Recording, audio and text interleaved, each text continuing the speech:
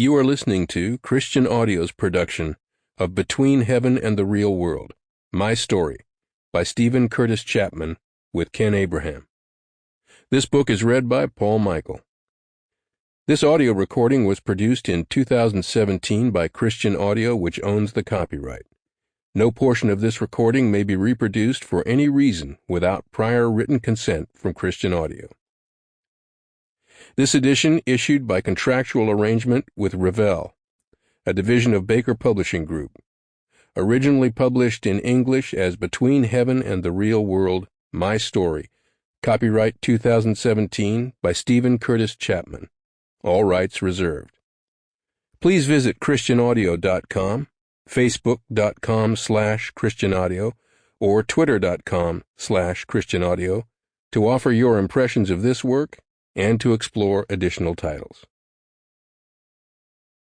To the one who has journeyed faithfully and fiercely at my side on this amazing adventure so far, my bride, Mary Beth, I love you always and forever. Prologue. The Wild Mouse. When I was a little blonde-haired boy, my older brother Herbie and I loved to go to Noble Park, a 135-acre picturesque public property that includes a 5-acre lake in my hometown of Paducah, Kentucky. It was a great place where families could take young children, play on the playgrounds, have a picnic, feed the fish, maybe get chased by a goose, and just enjoy the beauty of nature. Years later, in the gazebo of that same park, I would kneel down before a beautiful young lady named Mary Beth, who'd stolen my heart, and ask her to be my wife. As a boy, one of my favorite things about the park was the section called Funland, a small amusement park that was home to cotton candy and popcorn stands, as well as several kids' thrill rides, like the ones you'd find at a county fair, that operated all summer long. Herbie was especially fond of the helicopter ride. Each helicopter held 2 passengers and had a control bar that you pulled back and forth to cause the helicopter to rise or drop as it circled around a large stationary pole. If you pulled that bar toward you, the helicopter soared higher, and if you pushed the bar away from you, the helicopter eased down lower, similar to the Dumbo ride at Disney World. As soon as Herbie and I climbed inside the helicopter, my brother pulled on the bar and the helicopter zoomed straight up as high as it could go. The attendant punched the start button, and the helicopter began going round and round. I screamed the whole time, terrified of heights, and tried to push the bar away as Herbie, always the thrill-seeker, pulled it back, laughing the whole time with that evil big brother laugh.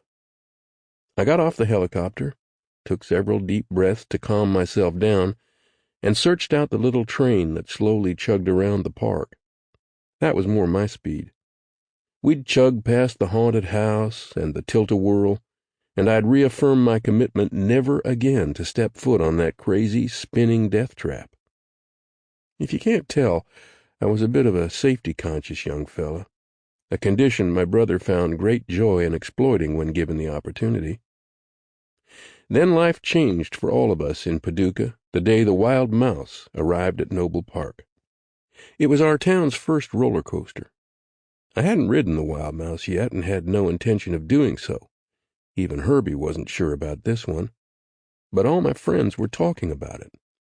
As I listened to their stories, I could only imagine the horror of that speeding coaster.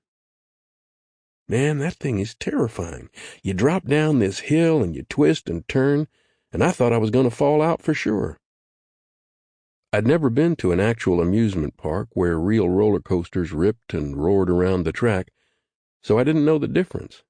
I'd never experienced a grown-up roller coaster. All I knew from the stories I'd heard was if I valued my life, I should stay completely clear of the Wild Mouse. So I did. For a while. In actuality, the Wild Mouse was a little roller coaster car that could carry 4 kids, followed by a few other cars going around on a short track that had some small dips, bumps, and slight inclines.